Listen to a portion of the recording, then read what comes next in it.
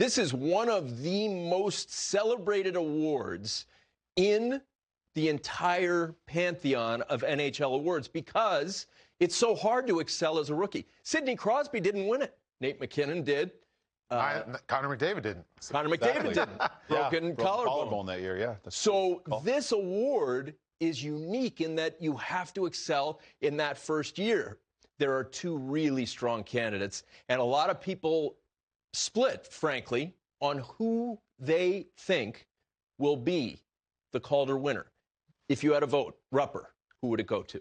I would have to go with Kirill Kaprizov. I just think from beginning to end of the season, at least what we've seen up to this point, he's been unbelievable. And that's the thing with this Minnesota Wild team. When you're an opponent coming in, you're game planning for him.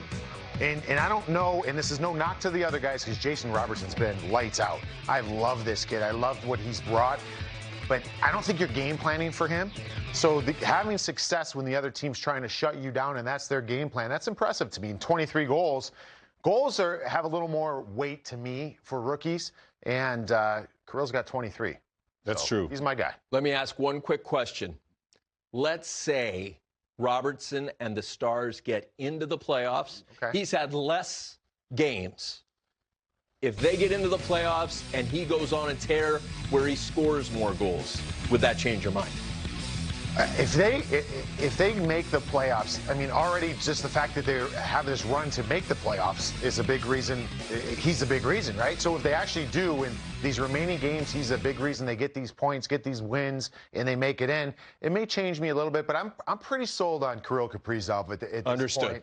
And, you know, again, from beginning to end, from game one, when he came in, we saw something special. True. And it took a little bit slower for Jason Robertson, but he's been so impressive, too. And I got Sharon Govich, and there's probably 15 other guys that are in that mix. His teammate Ty Smith I had up there real high as well. So, but those two guys, it's a two-horse race for me. Yeah, I agree with that. It is really a two-horse race at the cream of the crop. But Kirill Kaprizov has absolutely transformed the Minnesota Wild. And Bill Guerin told me earlier, he said, Weeksy, our team was a little vanilla before. We were a little soft to play against. We were kind of good. We were good. We were there, but we weren't great. Kirill Kaprizov has been transformational for the Minnesota Wild. And to me, when I look at great individual players, I look at Marian Gaborik that played there and how he took games over with his explosiveness, with his speed. And Kirill Kaprizov does it in a different way, but equally game breaker in his ability to make plays. I love Kaprizov. He's been money for me. I just give him the slight edge right now. But that's not to sleep. You know, I've been pumping Jason Robertson here a lot.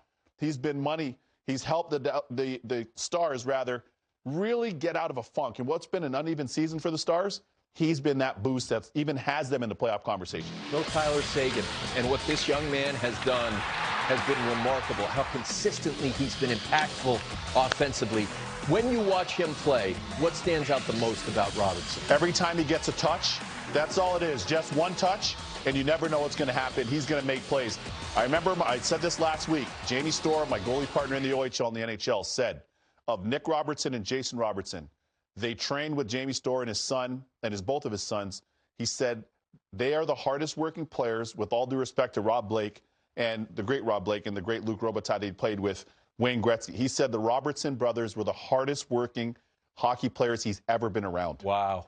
And for them to both leave sunny California and go all the way to the OHL and play junior hockey in the OHL, that tells you a lot for them, and World Junior as well, yes, of course. Born in Arcadia, the same city that gave you Bruce McNall and those chubby cheeks. And he brought Gretzky to Los Angeles. Here are your last 5 Norris Trophy winners. The best all-round defenseman. So you're talking about the full 200 feet of ice. Who is your top blue liner in the National Hockey League? Who succeeds Roman Josi as the Norris winner, Rupper? I'm going to go with it, and this is no knock even to Roman Josi, who had the best season last year of any defenseman. But the best defenseman in the world has been and still is and will be probably for years to come is Victor Hedman. He's my guy. Victor Hedman, I think, will win, but Adam Fox. I mean, what has happened? 47 points for Foxy?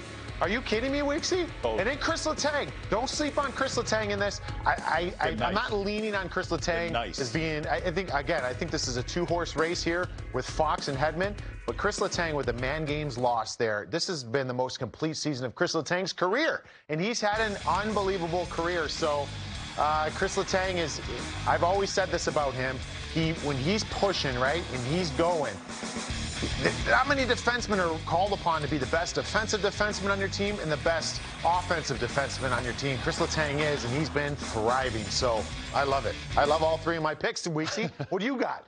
I'm going to go with Foxy Clean. That's what I'm going with. There we go. Somebody got it right. City. It's a Friday night. I'm going to do a little demo here. Like I'm going to do a little demo of Foxy Clean.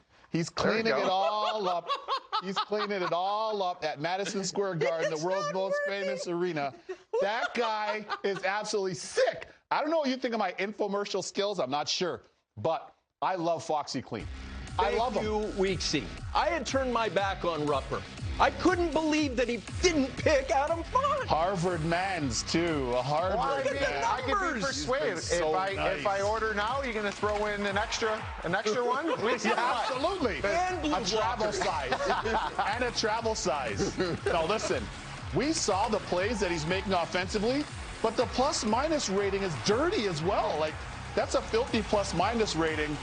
Every time he gets a touch as well, I said the same thing about Robertson. He can make something happen. The simple fact that he's on par with Artemi Panarin and, of course, the great Brian Leetch in terms of assists per game tells me everything right now. The little side note on him, too, I'm sure everybody knows, but how cool of it is the story that he grew up being a Rangers fan? True. Yes. You know what I mean? True, like, yeah. he grew Very up cool. wanting to probably wear that jersey. He is wearing it. Is he ever wearing it? Yeah. I mean, he's been unbelievable. I was joking by having my back turned to you.